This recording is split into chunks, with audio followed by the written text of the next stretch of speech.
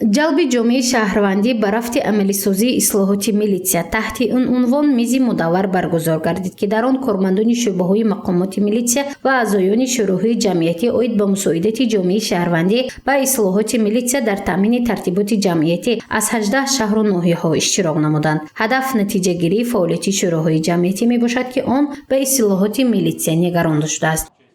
имрӯз чӣ қадаре ки мо ҳамин ислоҳоти милитсия ва аҳли ҷамоатигӣ бисёртар ҷалб кунем, ҳамин қадар мардум боварӣ ба кормандони милитсия ба ислоҳоти милитсия як саҳми бозро мегузорад. мақсаде мегӯем, барои мо аъзоёни шӯрои ҷамъиятӣ аввалин солҳое ки шод шудем буд фаъолият сар кардем 10 нафар буд, имсол 19 нафар шудем. имрӯз ҳама шаҳру ноҳияҳо таъмини тартиботи ҷамъиятӣ набуд пештар. мана ҳозир фармони вазир дида ҳама ҷова фармони сардорони раёсат ки шӯроҳои ҷамъиятӣ таъмини тартиботи ҷамъиятӣ ташкил додем. ҳамин як кабинета ҷудо карда дода, ҳама аҳли ҷамоатчигия дастгирӣ карда ёдатон гирифта гаштан раёсатҳои корои дохилӣ ягон проблема нест.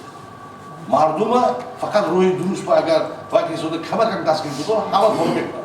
наим малик исломӣ раиси шӯрои ҷамъиятӣ оид ба мусоидати ҷомеаи шаҳрвандӣ ба ислоҳоти милитсия дар назди раёсати вазорати корҳои дохилаи ҷумҳурии Тоҷикистон дар вилояти Суғ иброз медорад, ки барои саривақт ворид шудани ислоҳот ба сохтори милитсия бояд бо мардум муносибатҳои хуб ва ҳаматарафаро ба роҳ монд, то аз камбудӣ ва ё баҳсу муноқиша саривақт мақомот огоҳ шуда онро пешгирӣ кунад. яке аз мақсадҳои мизи мудаввар низ ҷалби аҳолӣ ва шӯроҳои ҷамъиятӣ ба фаъолияти мақомоти милитсия аст.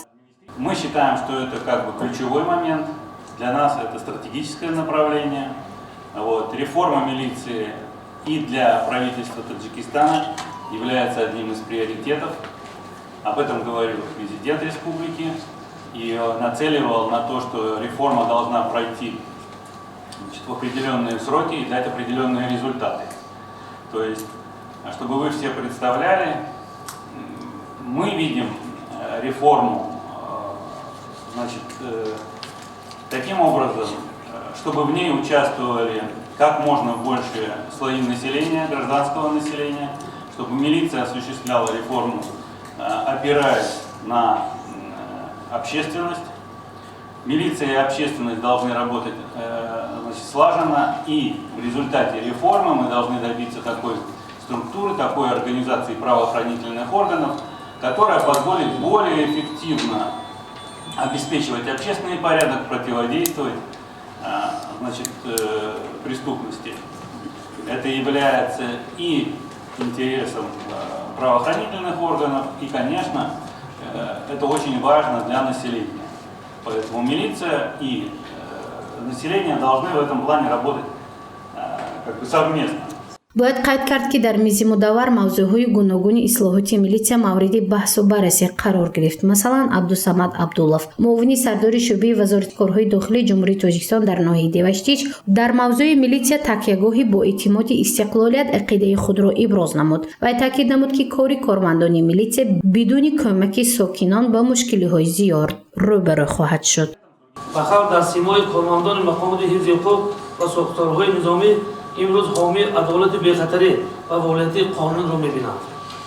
бояд қайд намуд, ки дар тӯли як аср ҳарчанд сохторҳои давлатӣ шартлои давлатдорӣ ва чандин наслҳои кормандони милитсия иваз шуда бошанд, ҳам вазифаи пурмасъул ва ифтихорманди милитсия, яъне таъмини ҳуқуқи озодиҳои шаҳрвандон, ҳимояи сохти конститутсионӣ ва дигар вазифаҳои масъулиятнок ҳамоно ягона мароми боқӣ мондааст. ба даст овардани истиқлолияти давлатӣ саҳифаи навини дурахшонро дар таърихи миллату давлат ҳамзамон дар ҳаёти фаъолияти милитсияи Тоҷикистон ифшо менамояд. саҳифаҳои аввалини таърихи фаъолияти милитсияи тоҷик дар ибтидои солҳои истиқлолияти давлатӣ саршор аз матонату мардонагӣ, далерӯи ҷонбозӣ, садоқат ба касбу савганд, инсондӯстии ватандӯстӣ ва аз дигар ҷониби пур аз фоҷиаро ифшо намудааст.